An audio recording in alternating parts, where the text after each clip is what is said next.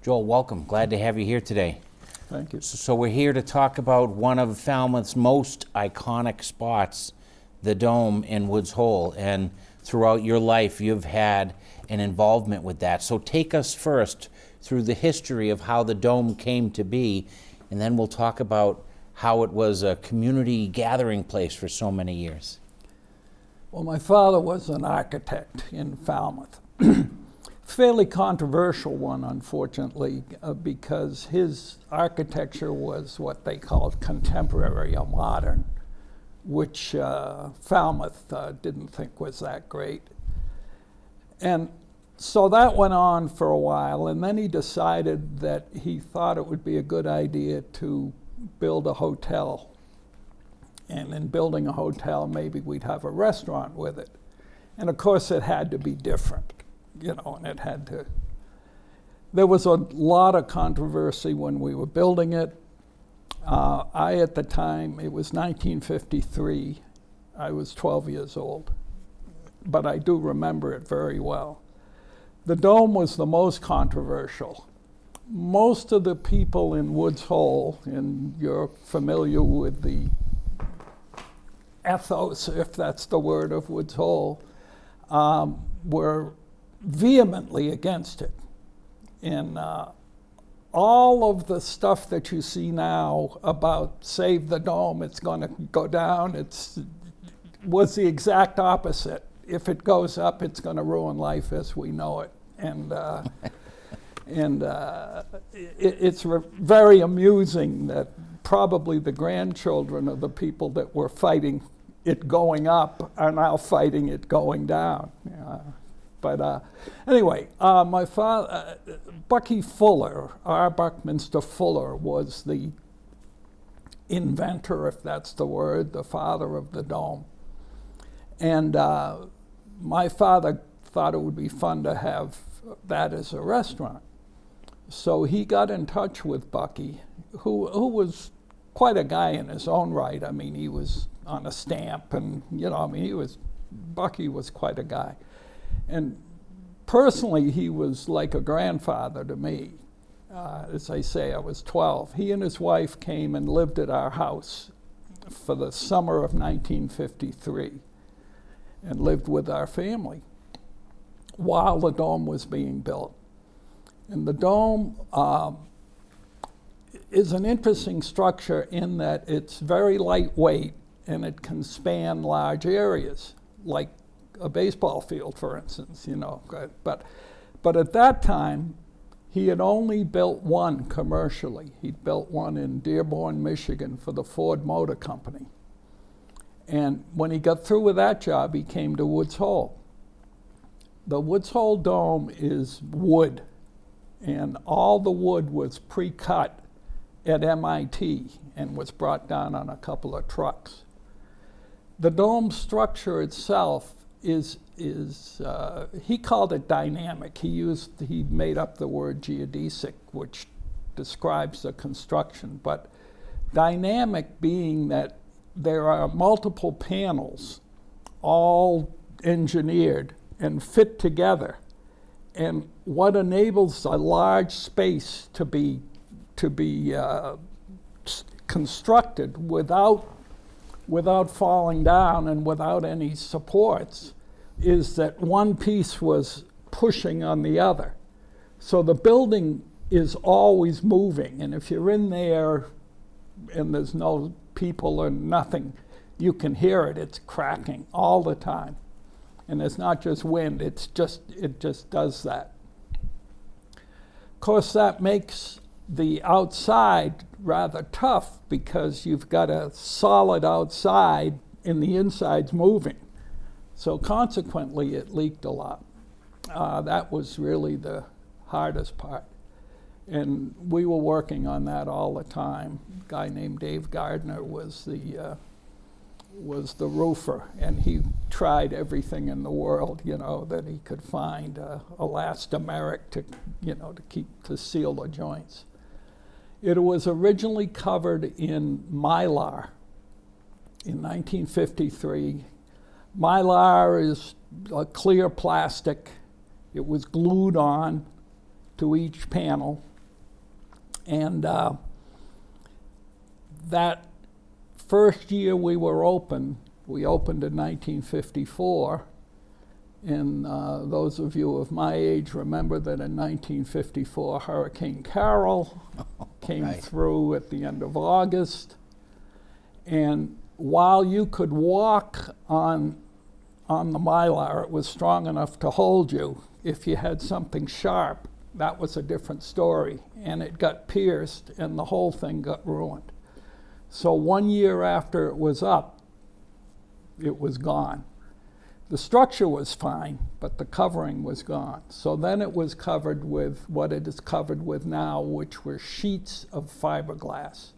And fiberglass was brand new at that time. As I recall, there was a company in New Bedford that made these panels. And the panels at that time were pink and green, you know, preppy stuff. And so the whole dome, the different panels were either pink or green, and then there was a big picture window behind what was the sunken bar. Let's see, so that went on for a few years, and then ultimately we had to start coating the outside, so the pink and green went away, just because it was not painted, but essentially painted with this elastomeric stuff. So it moved a lot, it leaked a lot, it was an issue. So that's a wonderful history that only someone who lived it like yourself could recount. Spent Hurricane Carol in the cellar of the kitchen. Wow. Yeah, And that was quite a storm. I was not alive then, but I have read about it and heard about it. I was here, of course, for Hurricane Bob, which was... Yeah. That was a good one. 30-something years later, and that was a good one, too. But so after the reconstruction in 1954, then the Dome began its run as one of the premier restaurants in Massachusetts, certainly on Cape Cod. And over those years, it's funny, you should mention the leaking, because I still share stories, and I run into Ernie once in a while, and we can get to him in a minute, but people to this day tell stories about having large dinner parties and fun and food and drink, and the roof leaking, and they would just go right through it because that was part of the Dome experience. Part of the ambiance, but we have pictures of people sitting in there with umbrellas, though, just, you know, to pull our chain a little bit.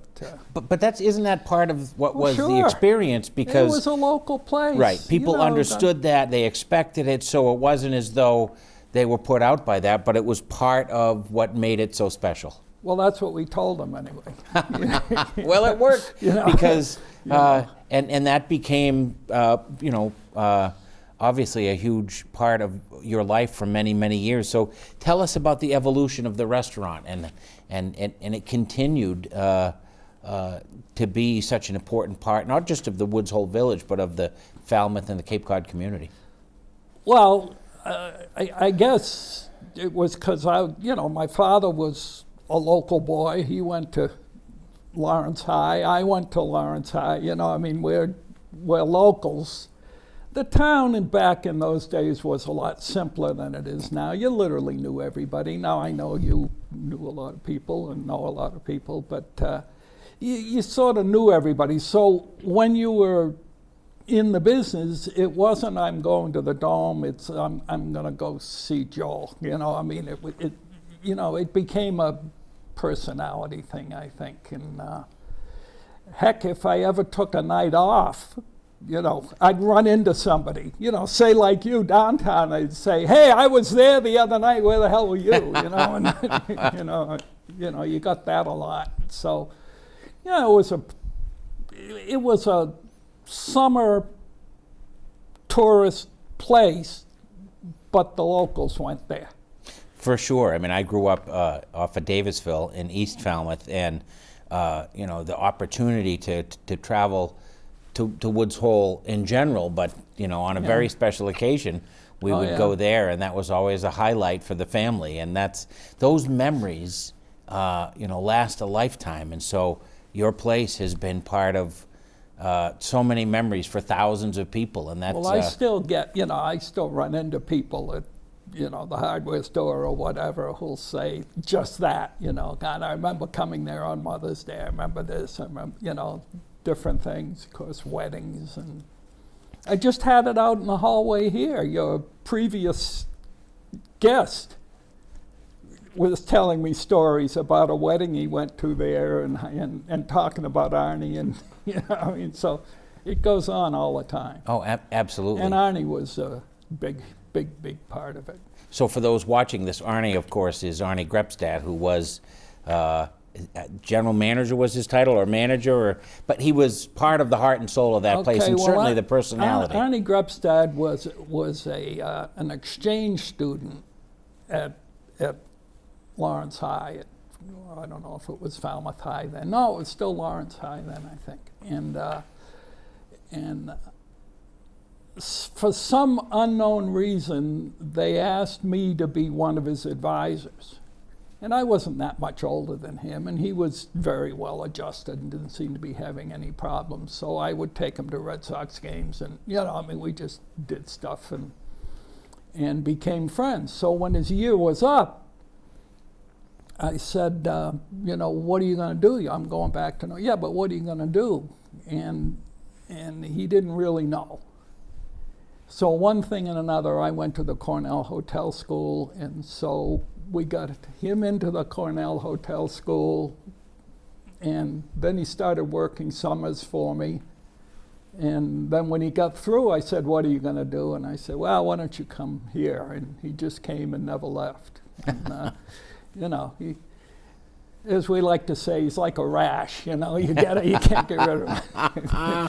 Ernie's the best, no question about it. And absolutely. He's a bit of a character, but I could tell you Ernie stories for a long, long time. Well, but that's what makes places like the Dome so special, because as you just experienced, people identify their life story by people, places, and things. And the Dome had all of those. It was this amazing thing in the middle of the village, a special place, and had people like you and Ernie that made it an experience. It wasn't going to any place USA to, for a ham sandwich. It was going to the Dome for that whole experience. And so people still very much identify with that. As you know, Phil Stone is my stepdad and is one of your contemporaries. And, to this day, he tells stories about the Dome and about Woods Hole. Phil and Dick. And, yeah. Oh, yeah. But that's, I think, places like the Dome are woven through the thread of the community and make it really the special place that it is. The quarter deck today is that kind of a place. You go in absolutely. And it's all people I know for the most part. It's home. It's Falmouth. Like Cheers, where everybody knows your name, right? Exactly. So if you could pick out just a couple of memorable stories from the Dome, famous people that dine there or experiences that happen, are there any that stand out? Well, you a baseball fan? Yes, of course. My favorite player was Jackie Jensen, right fielder, the outfield of Williams, Pearsall, and Jensen. Pearsall, of course, lived in Hyannis, and Ted Williams needs no introduction. Jackie Jensen played right field. And if you're a trivia buff, which I'm sure you are, and you would know that Jackie Jensen is the only person who played in both the Rose Bowl and the World Series, because he was a football player at California, and then a baseball player in the World Series, unfortunately not with the Red Sox, but with the Yankees. And anyway, he was a right fielder. When I was about 14 years old, I was washing dishes in the Dome. And I was too young, really, to run the dishwasher, but I did anyway, until the labor people came in and said that this kid's too young and this is dangerous equipment and all that other stuff, and told my father that they had to let me go. So they did let me go until he got out of the driveway, and then I went back. But that year, 58, was one of Jackie Jensen's best years, and I used to write what he did every day on the shelf down in the cellar of the restaurant. Anyway, don't know why I did it. Now, come ahead, God, 20, 25 years, and this guy walks into the restaurant. I'm standing there at the desk, and I look, and I said, it's Jackie Jensen. Couldn't believe it. I said, you're Jackie Jensen. He says, yeah, nobody knows anymore. I said, no, I do. Anyway, he had dinner. He was taking his daughter to the vineyard, spending the night at the Nautilus, and came up for dinner. So I took him down in the cellar and showed him what I had done back then. He absolutely couldn't believe it. But, you know, talk about meeting your hero, sort of, you know. I mean, it was neat. It was neat. So that really exemplifies what we're talking about, and how Yeah. places like the Dome are just special. And I'm sure, you know, he remembered that for the rest of his days, after his time in the major leagues was over and he had drifted into this was obscurity. long after that. Yeah. And he was one of those that, the other thing he was well known for was he wouldn't fly, which, you know, is a problem for a ball player. So Right. Sort of like John Madden, right? Exactly. Madden got more famous for it and had a bus and all that stuff. You know, Willie Nelson, you know, it's got his own bus. But, yeah. So there's one. We had the president of Finland. Really? Yeah, that was fun. So tell us about that. The president of Finland, his name was Urho Kekkonen.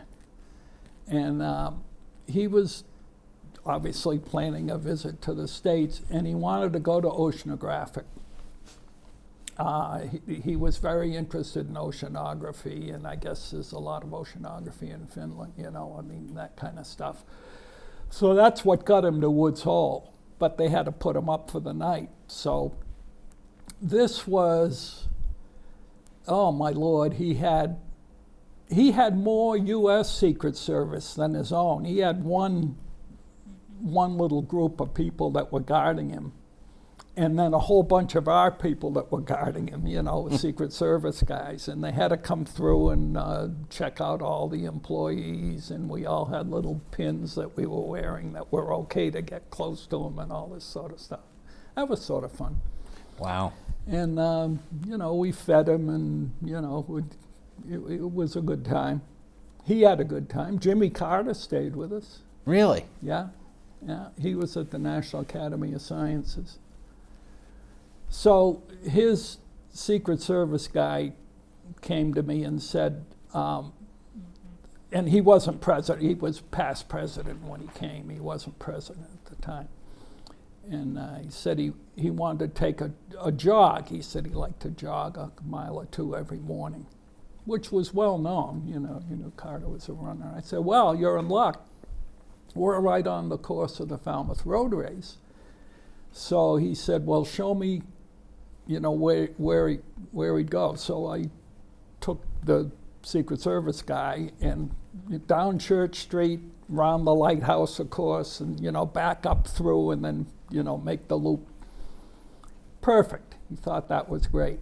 So sure enough, at 6 o'clock the next morning, there are 2 police cars, 2 Secret Service cars, 4 Secret Service agents running right by him, and Jimmy Carter in the middle, and they're jogging around the lighthouse at like 6 in the morning. Now, if Carter had run all by himself, and anyone saw him, they'd say, oh, that guy looks like Jimmy Carter. You know, I mean, Right. that would have been about it. But with the lights going and the police cars and, you know, all that, it was, you know. What a great story. So woke up everybody. we can say President Carter ran the Falmouth Road Race, right?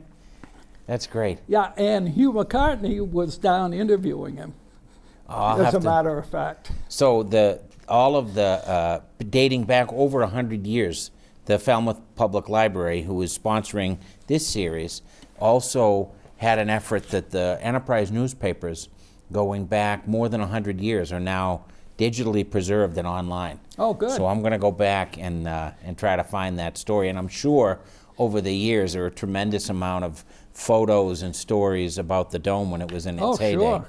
Oh, yeah. So you can, well, now that it's archived, you can, yeah. When I have some time one of these days, I'll take a look.